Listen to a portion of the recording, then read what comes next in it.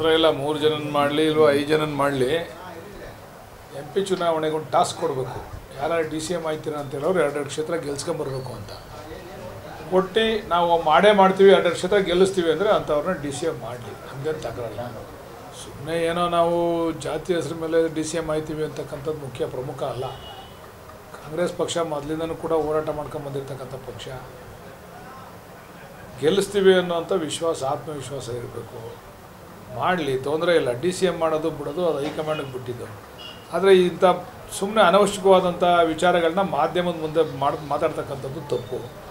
ಅದನ್ನೇನೋ high command ಮಾಡ್ತಾರಲ್ಲ, ಅವ್ರು ಮಾತಾಡಲಿ, 4 ಗೋಡೆ ಮಧ್ಯೆ ಕೂತ್ಕೊಂಡು ಮಾತಾಡಲಿ. 3 ಜನನ ಮಾಡ್ತಾರೋ 5 ಜನನ ಮಾಡ್ತಾರೋ 10 ಜನನ ಮಾಡ್ತಾರೋ ಯಾರ್ದು ತಕರಾರಿಲ್ಲ. ಅದೇ ಸುಮ್ಮನೆ ಮಾಧ್ಯಮ ಮುಂದೆ ಗೊಂದಲ ಸೃಷ್ಟಿ ಮಾಡ್ತಕ್ಕಂಥದ್ದನ್ನು ಬಿಡಬೇಕು ಅಂತೇಳಿ ನಮ್ಮ ಹಿರಿಯ ಸಚಿವರುಗಳಲ್ಲಿ ಮನವಿ ಮಾಡ್ತಾರೆ.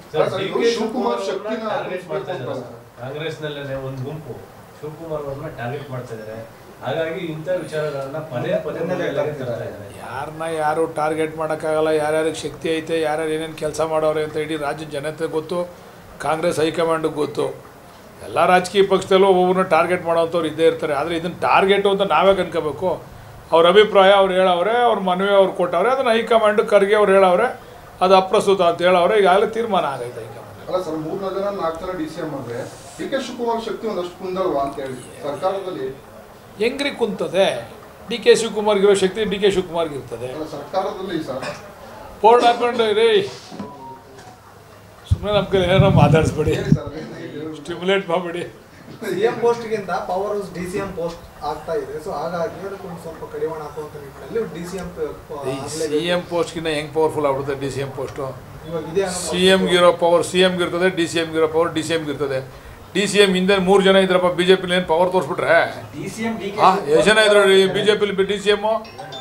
ಅಶ್ವಥ್ ನಾರಾಯಣ DCM, ಯಾರು DCMಗಳು ಆಗಿದ್ರು, ಏನೆಲ್ಲ ಪವರ್ ತೋರಿಸಿದ್ರೆ ಎಲ್ಲ ಸುಳ್ಳು. ಅವೆಲ್ಲ ಆಗೋದಲ್ಲ.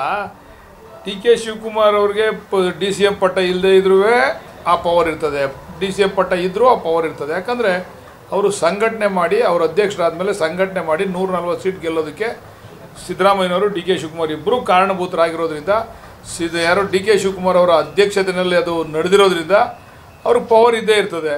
ಅದ್ರ ಬಗ್ಗೆ ಏನು ಪವರ್ ತೋರಿಸೋದೇನೋ, ಅದಕ್ಕೆ ಜಾಸ್ತಿ ಹೆಚ್ಚು ಕಡಿಮೆ ಇದು ನಮ್ಮ CM DCM ಮಧ್ಯೆ ಯಾವುದೇ ಭಿನ್ನಾಭಿಪ್ರಾಯ ಇಲ್ಲ. ಮಧ್ಯೆ ಇರ್ತಕ್ಕಂಥವ್ರು ಅವ್ರವ್ರ ಬೇಳೆ ಬೇಯಿಸ್ಕೊಳ್ಳೋಕೆ ಕೆಲವ್ರು ಮಾತಾಡ್ತಾವ್ರೆ. ಅವ್ರ ಮಾತುಗಳನ್ನ ಅವ್ರು ಆಡ್ಕೊಂಡು ಹೋಗಲಿ, ಅದಕ್ಕೆ ಹೈಕಮಾಂಡ್ ಐತೆ ಸೂಕ್ತ ನಿರ್ದೇಶನ ಕೊಡ್ತದೆ, ತೀರ್ಮಾನ ಮಾಡ್ತದೆ. ಲೋಕಸಭಾ ಚುನಾವಣೆ